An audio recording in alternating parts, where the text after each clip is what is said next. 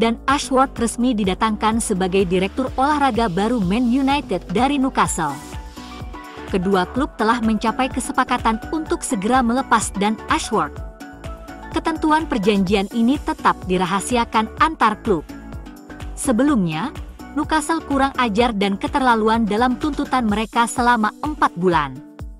Dan tanpa rasa malu datang ke United sehari sebelum batas waktu PSR, dengan bicara manis hanya untuk menyetujui apa yang ditawarkan United. Selama ini MU dikenal sangat pandir dalam negosiasi. Fans ingin United lebih baik dalam negosiasi, ini adalah kemenangan besar. Hal yang sama dilakukan dengan Everton.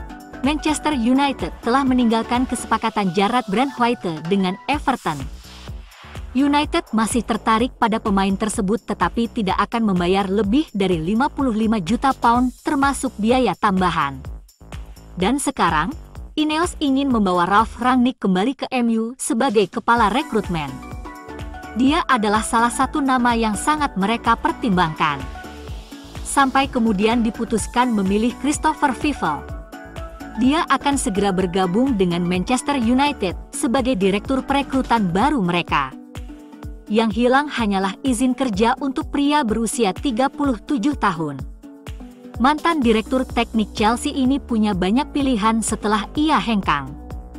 Namun dia memutuskan untuk bergabung dengan MU dengan kontrak jangka pendek. Fifel akan membantu dalam hal transfer di 2 jendela berikutnya. Fifel dikenal mendatangkan Christopher Nkunku dan Noni Madueke. Bayern Munich benar-benar mempermalukan Everton dalam negosiasi mereka dengan Manchester United terkait potensi transfer Matthijs de Ligt. Jendela transfer dimulai dengan Jarrad Brandtwaite menjadi pemain yang paling sering dikaitkan dengan United.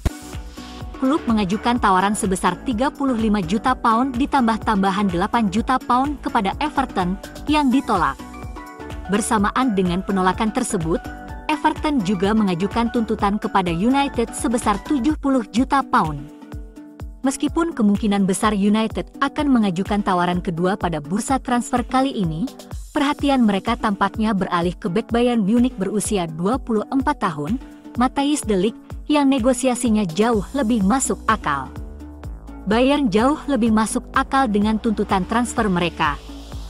Dilaporkan meminta biaya sekitar 42 juta pound ditambah bonus. Meski United belum mengajukan tawaran resmi, kedua klub dikabarkan telah melakukan kontak dan De Ligt tertarik untuk pindah. Bandrol Bayern terhadap De Ligt mempermalukan tuntutan yang diajukan Everton.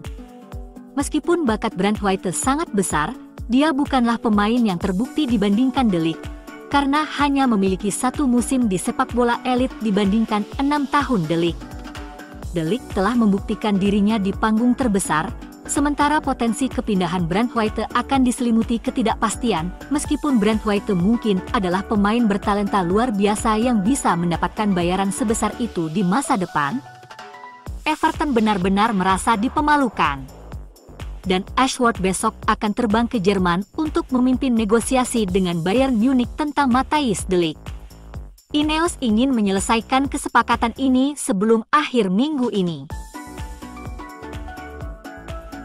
Christopher Fifel bergabung dengan MU dengan kontrak jangka pendek untuk membantu bursa transfer musim panas, dengan kemungkinan mendapatkan peran jangka panjang di klub. Pria berusia 37 tahun itu akan membawa banyak keahlian transfer, dan akan ditugaskan membantu United menargetkan profil pemain yang tepat dan juga membantu merekrut mereka juga. Pengalaman Fifel menjadi pemeran penting dalam multiklub sebagai bagian dari grup Red Bull, dipahami menjadi faktor lain dalam upaya United, dengan grup Ineos ingin mengeksplorasi sendiri pengaturan seperti itu di Old Trafford. Pria berkebangsaan Jerman ini sebelumnya bekerja di Hoffenheim, RB Salzburg, RB Leipzig, serta Chelsea. Fifel adalah mantan striker yang bermain di level bawah sepak bola Jerman selama 10 tahun karir profesionalnya. Di masa remajanya dia bermain untuk Post Stuttgart Karlsruhe, FC Germania Force, TSG 1899 Hoffenheim sebelum pindah ke klub kota asal Karlsruher SC, di mana dia membuat terobosan seniornya. Dia kemudian pernah bermain dengan SV Durlach, SV Spielberg, FV Graben, dan Edlingenu. 2. Setelah kontraknya dengan Edlingenu berakhir pada tahun 2015, ia pensiun dari bermain pada usia 28 tahun. Setelah karir bermainnya berakhir, Fievel bergabung kembali dengan mantan klubnya Hoffenheim sebagai analis dan kemudian sebagai pencari bakat. Setelah 5 tahun menjalankan peran tersebut, ia bergabung dengan RB Salzburg sebagai kepala rekrutmen, dan kemudian pindah ke peran koordinator olahraga. Selama berada di Salzburg, Fievel diberi label penemu Erling Haaland oleh outlet Jerman, Sport 1. Dia kemudian bergabung dengan RB Leipzig sebagai direktur teknis sebelum menjadi perencana skuad mereka. Fievel bergabung dengan Chelsea sebagai direktur teknik pada Desember 2022, sebelum meninggalkan Stamford Bridge pada Juli 2023, di tengah restrukturisasi olahraga mereka di bawah direktur Laurence Stewart dan Paul Winstanley. Fievel selama karirnya menemukan pemain seperti Patson Daka, Enoch Mwepu, Mohamed Camara, Benjamin Sesko, dan Haaland di RB Salzburg selama Fievel berada di klub. Saat berada di RB Leipzig, mereka merekrut Josko Gvardiol, Dominik Szoboszlai, dan Mohamed Simakan. Enzo Fernandez dan Benoit Badiashile keduanya bergabung dengan Chelsea selama masa jabatan singkatnya di Stamford Bridge. Menurut laporan Hit, juara Liga 20 kali, yang dipimpin oleh pemegang saham baru Sir Jim Ratcliffe, tidak ingin dua pemain ini berada di dalam dan di sekitar kamp pelatihan Erik ten Hag, dan oleh karena itu, berharap dapat menemukan solusi dalam minggu depan. MU akan melarang Jadon Sancho dan Mason Greenwood terlibat dalam kamp pelatihan tim utama. Tuntutan pidana diajukan terhadap Greenwood hampir 2 tahun lalu, dan meskipun pemain berusia 22 tahun itu kemudian dibebaskan, dia tidak pernah tampil untuk Setan Merah.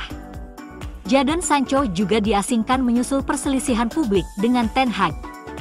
Manchester United berharap bisa menjual Mason dan Jadon Sancho sebelum latihan pramusim pada 8 Juli. Dengan nilai gabungan sebesar 85 juta pound, United berharap potensi kepergian keduanya dapat mengumpulkan dana yang signifikan menjelang paruh kedua jendela transfer musim panas. Menemukan calon pembeli untuk pasangan ini terbukti sulit. Meskipun ada minat dari banyak klub, tidak ada klub yang tampak tertarik untuk memenuhi harga yang diminta United. Klub peminjam keduanya, Getafe dan Borussia Dortmund, lebih memilih perjanjian pinjaman lain. Laga Portugal versus Slovakia menjadi ajang Ronaldo Show. Bruno Fernandes bahkan diberi kesempatan setiap kali Portugal mendapatkan tendangan bebas di dekat gawang. Kenyataannya, jelas Fernandes tidak terlalu senang, namun Ronaldo masih berkuasa di Portugal, dan kapten Manchester United itu tidak berani mengatakan sepatah kata pun karena takut akan konflik. Ronaldo bahkan dengan arogan mengangkat tangan ke arah Fernandes, ketika ia tidak cukup cepat menggeser bola hingga membuat pemain berusia 39 tahun itu terjebak offside. Yang lebih mengejutkan, mungkin, adalah bahwa Roberto Martinez bertahan dengan sikap egoisnya begitu lama sementara Diogo Jota, Joao Felix, dan Gonzalo Ramos praktis duduk di bangku cadangan. Portugal lolos ke 8 besar berkat menang di babak adu penalti dengan Diogo Costa menahan semua tendangan lawan. Sementara itu Facundo Pellistri tidak meraih kesuksesan seperti saat Uruguay menang 5-0 atas Bolivia, namun membantu memastikan Uruguay lolos dengan 3 poin ke 16 besar. Bagi Uruguay, Manuel Ugarte di lini tengahlah yang bersinar terang melawan Amerika Serikat. Seolah ia tidak terkalahkan dan memainkan peran besar dalam kemenangan tersebut, dengan penampilan yang pasti akan membuat Jason Wilcock dan Dan Ashworth meneteskan air liur.